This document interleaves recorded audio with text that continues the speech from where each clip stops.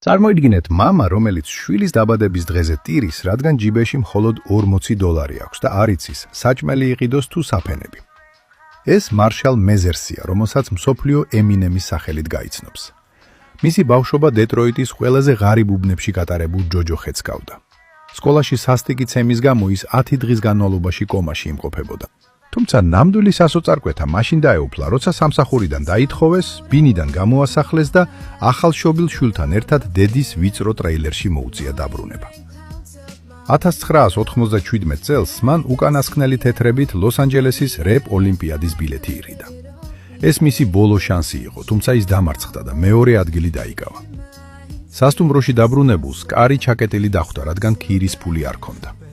იმ ღამეს ემინემს იატაკზე ეძინა და ფიქრობდა, რომ მისი კარიერა დასრულდა. თუმცა მან იქ თავისი ჩანაწერი დატოვა.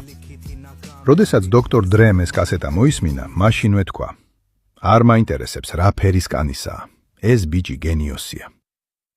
დრესის მუსიკის ისტორიაში ერთ-ერთი ყველაზე გატიდვადი არტისტია. ემინემმა დაამტკიცა, რომ როცა შვილის გამოსაკვები ფულიც კი არ გაქვს, სწორედ ეს გაუტეხელი ნება ხდება შენი უდიდესი იმპერიის საძირკველი.